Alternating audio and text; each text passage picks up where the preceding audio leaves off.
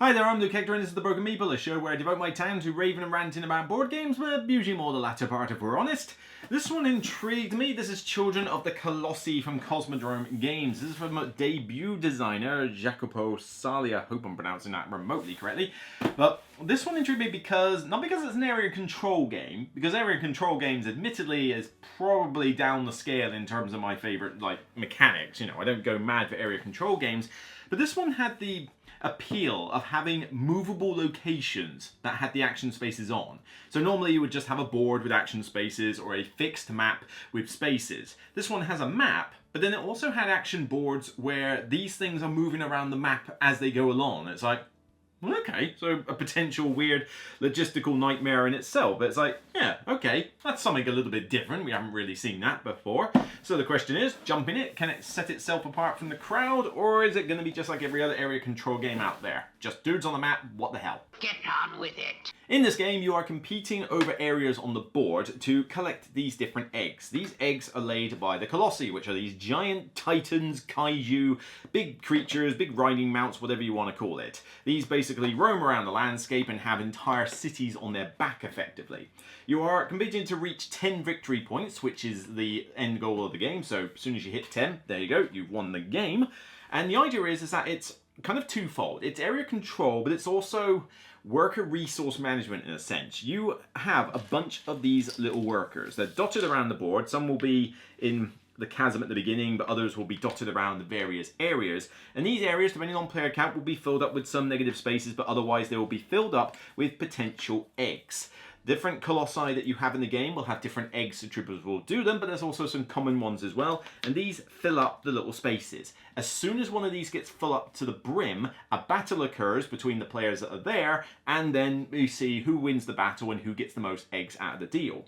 But the idea is that each colossi comes with its own action board. So this is one in particular, and these have different action spaces where you have a hub at the bottom where a bunch of your agents will gather. And then what you do is that you can effectively do an action that is adjacent to the space that your one of your guys is on, or the bottom hub. But if you're willing to spend Spark as a resource, which is essentially another resource you can get during the game, you can effectively chain together multiple actions as long as you're willing to pay the cost and have the available agents. The different colossi have all sorts of different sort of variations with their actions. I mean, some allow more freedom of movement, some are better at getting your guys buffs in battle, some of them have like little quirky rules to themselves, but there'll be marginal differences and marginal bonuses, and even the eggs that come from them are going to have, you know, slight differences in how they operate as well. There are 5 in the game and you only choose 3, so there is an aspect of variety there. But the colossi are actually on the board itself, so you have an impassable area here, the chasm. Other than that, once you have done your turn in doing agents, you will then take one of these colossi and move it across the board. So you will basically move one from there to there, usually of the one that you've done an action for, and you know, obviously with this colossi moving around a board, you might be in one area that you're like, okay, fine, my agents are on this particular board doing actions, but the colossi is here and I kind of would like it to be over here where these other eggs are. You've got to move it over there, or you've got to use actions to glide on and off the colossi themselves. So you can actually glide your people off this board and onto the actual map, but then you can also hook people from the map back onto the colossi itself. So there is essentially a constant moving nature of the action boards across the map. The battle sequence works essentially with each of your agents being worth 1 strength, you know, a fairly typical, easy way to resolve it. But you have these battle cards, and you will select one of these, and it's very much one of those games where you play one and then you have less to use in future battles until you spend a card to actually recover them all. But these do different things, like they will give you certain buffs in battles, but they also let you move units in and out. They might even let you run away and get a little bonus. You might even be able to earn some points or spark depending on the circumstances. You know, not every one of these is just about screwing over your opponent. There are some sneaky little tactics and ambush strategies you can throw in here. Whoever wins the area is going to get more benefit than the rest, but everybody kind of gets a prize. It's just that more eggs are likely to go to the person who won the battle, and everybody else will get like a little bit. Maybe they'll get an egg, or they just won't get their choice. But the idea is that these eggs, when they hatch, I mean, some of them are just worth straight up points, but some of them will have a newborn ability that is dependent on the colossi that you're using in the game. The different colossi also have certain cards that you can grab from them, which basically give you like a quickie little bonus, but again, they're unique to the Colossi. Like for example, this like red dude here, you know, has potions that you can grab, which, you know, give you a benefit for using the potion. The green Colossi, which I believe is this dude here, basically has a lot more ways to move your guys across the entire map rather than just from where the Colossi is. So, you know, you've got a bit more long range freedom of movement. You know, they're all unique in that regard. And this is kind of how the game plays out. Everybody takes it in turns to do actions on these various boards, of which there are 3, to move around the map, wait for the eggs to come out of a drawn bag effectively, depending on the actions that you do. And once they fill up, do the battle, resolve, collect the eggs, collect victory points, and try to be the first one to 10. Well, that went okay. Alright, let's address the elephant in the room here, okay? I needed to be the fly on the wall in the meeting that discussed how they were going to produce the game. Because some bits work quite nicely. I do like these giant minis as, you know, the Colossi. I do like the fact that, you know, there is, you know, relatively straightforward graphic design, although the iconography is not the most intuitive in places. There is a lot of reference guides that you have to consult, you know, and such, so it's not the most easiest to grasp off the bat. And I do like the artwork on these Colossi boards. I mean, the artwork on the Colossi themselves looks really nice. You know, I like the background of these boards. They're all cool. But you might have noticed something that's somewhat big. I mean, I mentioned the word elephant in the room. How big's an elephant? Well, how big is this frigging game? Jesus Christ, this thing is huge. I mean, this is a game that warrants more table space than something like a Lacerda game, Galactic Cruise, and any of those other ones this year. Look how big this board is. I mean, this is just, I can't even fit it in the entire camera frame. You know, this is just the main board. And it only comprises of, I think, 3, 4, 5, 6, 7, 8-ish, you know, locations on it. And all the locations is just the vents where the eggs appear, and that's it. There is nothing else in these areas. I mean, it's weird. You've got like a really nice picture of a Colossi on here and on the cover, and some, you know, interesting terrain sort of features on the inside of the box and that, and even the rulebook's got a nice cover to it. But this is all really muted and boring. It's just a muted color palette with 5 bits on it. And I get that makes it a little bit easier to see what's going on, so you don't have too much, like, you know, clogging your visual senses. But then if all this board is meant to be is just a muted color palette with 5 vents in it, why does it need to be this huge? It's insane. Because think about it, it's not just this board you need. You need 3 of these. 3 of them. I'll say that again. You need 3 of these on the table. Man, I mean, I have a Geekerson table here. And I struggle to put things in an area on this entire table in a way that's easy for people to visualize. Because the other problem is that you've got this board, you know, in the middle, like hopefully in the middle where people can see the agents. Fine. But your agents are only like this big. They're very tiny, and yet they're standing in a space that's huge for them. And I get that so you can have a lot of people in the same area, but there must have been a way to maybe do like 1 little dude is worth 1, and then maybe have a big dude that's worth 3 or 5, and then you could easily just put them in a smaller space. The Colossi are nice big minis, but they don't take up much space either. There's just no reason for the board to be this huge. And when you've got these like Colossi boards around it, they're not going to be in front of everybody. So somebody's going to have them right next to each other or something like that. The other person's going to have to stare for miles to see the other board and see it. And granted, they're big, you know, they're done with big icons and that. But I don't know, I just feel like the whole thing could have been scaled down a few notches, you know, just to make it a little bit more easier to get to a table. Because it doesn't have to be jumbo sized. Please excuse the crudity of this model. I didn't have time to build it to scale or to paint it. And this really doesn't help with the iconography and the reference aids, because, you know, you have a little reference aid or two yourself, a double-sided card, but it's got a lot of text on it. And granted, it explains a decent amount on these cards, but you should shorthand it a little bit, not just have it be a wall of text. But then the reference aids for each Colossi, there's only 1 card for each one. So you put it next to the Colossi board, which means it's miles away from at least several people around the table because it's next to where the board is. And there's no iconography guide per player, which again, reference aids, come on people. So you've got to pass around this board, but sorry, this back of the book. But this back of the book isn't comprehensive for all the iconography in the game. I mean, particularly with the battle cards. There's some iconography on here, and I legitimately, even to this day, struggle to remember what some of these do without having to read the rulebook on them. They're just not the most intuitive, and that's kind of like the main bugbear with this one, because it sounds like I'm completely ragging on it. Don't worry, I'll get to the good parts. But the biggest issue this game has is a barrier to entry or two that it shouldn't have. I mean, it doesn't need to be this big to take up so much table space. There could have been some better reference aids made that shorthand things a little bit. You could have had personal iconography guides. You could have made the iconography just a little bit more intuitive in certain places. I mean, the movement ones especially are a little bit tricky to figure out.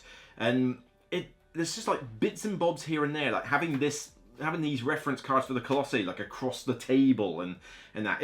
There's just bits and bobs here that make the game a little bit more fiddly to get into than it should be, because when you actually boil down the rules to this game, it's not very complicated. The area control here is fairly bare bones. It is basically a case of put your guys here, when it fills up with eggs, count the strength, count the number of units you have here, and resolve a battle card. They're very straightforward. That's not necessarily a bad thing. It's good that it's streamlined in that way. And I suppose I made the slight comparison for 10 victory points. We've seen this in more games than just Dune and Biren, but the idea of playing a card to muck around with the combat, we've seen this in what's that one that it's the sister to Cyclades or something like that. It's the, I don't know, I'll find out and put it on the screen, but you had that game where you played combat cards before a combat, and I like this mechanic because it does throw a little bit of an extra spanner in the works, and it does allow you to play some little devious tricks to try and earn points or earn movement and stuff, even if you're not necessarily intending to win the battle. And yes, it's important to win these battles, but you don't necessarily have to. You will still get a prize for being there and participating. It's just the winner gets a bit more. So it doesn't feel quite as restrictive or as punishing as some area control games can be, where if you lose, you get diddly squat. You lose! Good day, sir! Everybody gets a prize. I just get a bigger prize. I kind of like that. I like it that failure does not mean nothing. We can be a little nicer than that. But it just means that trying to learn the game and trying to teach it is just a bit more tricky than it needs to be, and the size of the scope of the game doesn't help. I feel like certain things could have been done to make it a bit more user friendly. Now, that being said, when you actually get into the gameplay, that bit is the fun aspect. I do really like this concept of the Colossi moving around and being representative of the board. So, if I want particular actions from this board, or if I'm trying to get my obelisk built on it, it's like a little side mechanic, or, other things on here, then obviously I need to be where this guy is. But if this guy's tripping around all over here, over this side, and I'm over here, it's well, how do I get to it? Do I move it in this general direction, or hope it comes back around to me, or do I, use other abilities to get to where it's going? Failing that, okay, I might just have to leave this Colossi for a bit, but it's okay. We're, horned spider thing, or whatever the hell this thing's meant to be, is coming around, and it's got its own little quirky rules and some of its other little things. I can get wisp tokens and do stuff with that, and this is cool when it adds to the replay value, because you do have 5 of these. And you only use 3, and certainly the combination of 3 that you use does have a fairly dramatic effect on the game. I mean, for example, this one here is good for freedom of movement. There's a lot of ways to hook and glide and get across the entire map. Take this one out of the game, and suddenly you're a little bit more restrictive on that front. So they do have an impact, and in the future, if they ever expanded the game, they could just add more of these boards for even more variety, and that would be pretty cool.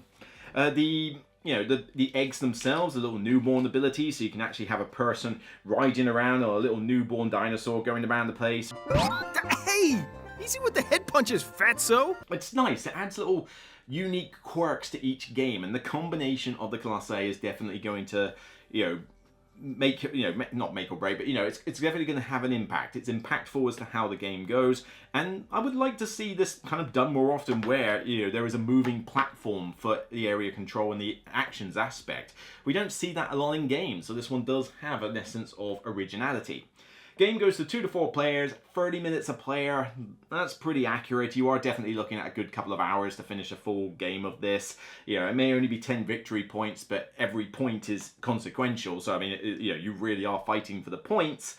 And, it does take a little bit of time to get there, especially when the rulebook could be a little bit better and the iconography could have been a bit easier. You know, so there is definitely some FAQ moments that do arise. You know, there is pictorial examples in here, but there's also times where it's just quite a lot of text. So, you know, I have seen better rule books for sure.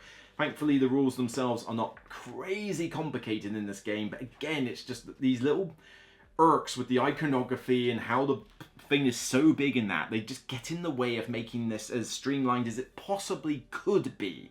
Almost like it just needed a little bit of extra time in the development room. You know, I could really see a second edition of this being like amazing. You know, like where they go, right, let's just condense the size down a bit and not make it quite so ridiculously big. Let's get the rule book, you know, get an editor in, really make that rule book sound, and maybe just tidy up some of the iconography and produce enough reference aids so that everybody can easily see what all the stuff means. You know, I think if all that was done, it would really improve this game a lot. In its current state, it's fun and I do enjoy it, but it's a hard one to bring out. It's going to take a little bit of extra time. Like, if I bring this out, I need to have a quick glance over the rules again, just make, all right, so hang on, that works like that works like that icon's like that, all right, right, I'm good. You know, once you get the hang of that, then you're in for a good fun time. But it basically makes this game good, but it caps it at good. It can't get any better than that because of its issues with user-friendliness, you know, so...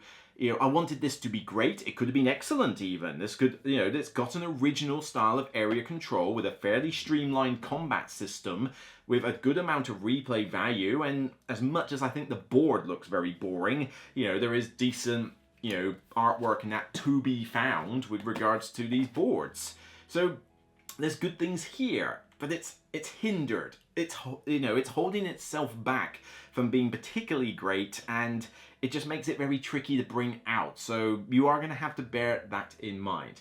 That being said, like I say, for a debut design, I think this is a good foundation, and maybe a sequel game or a second edition of this could improve on it and give us something that, you know, really does surpass other area control games. But for now, it's decent and it's good, and I think I can give this one a 7 out of 10. It's a recommendation, but just, you know, it was banging on for a 6 maybe, but I do get some enjoyment out of this, and I do like this whole Colossi moving around, the variety, and having to juggle my workers between, you know, whether they're on the board contributing to area control or on here contributing to actions. It's a good juggling process. It's a good twist on the whole sort of resource management combined with area control. So we've got a good foundation here, and it's good enough that I can recommend it, but the caveat is that it's just regarding way too much it needs too much table space for what it needs to be, so you are going to have to bear that in mind, and you're definitely going to have to work a little bit with the rules and the iconography to make certain it's, like, you know, really ingrained in your head,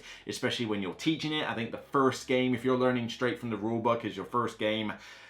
It's going to be a long one, it's going to be a tough one. You know, you need a good dedicated teacher, I think, to get the most out of this. But if you can get past those initial barriers to entry, you're in with a pretty decent fun time. It's just, could have been great, but it's holding back, and I don't want it to hold back. I want it to go all the way. So a good start, but we'll have to see if anything comes from this in the future, second edition or expansion or anything to try and make life a bit easier. But for now, this was a good effort. We are reasonably satisfied with the events we have seen. So that's it from me on this episode of The Broken Meeple. If you like what you see, then please thumb it up on YouTube and thumb it up on Board Game Geek when it goes live on the page. Check out the rest of my SN content. There is so much to get done and so much already in the editing room that I have lost count. So there is so much stuff to do, and I doubt I'll have it all done by Christmas. So you can look forward to some more SN content in January, along with probably the top 10 of the year, because I doubt I'll be able to get it done by the end of December anyway. There's a lot of games, a lot of stuff to cover, but hey, I'm enjoying getting through them, so this is just one out of many. So take care, and remember, regardless of whether you want to live on top of a giant stegosaurus or some two-headed hydra beast, it's still only a game, so bye for now.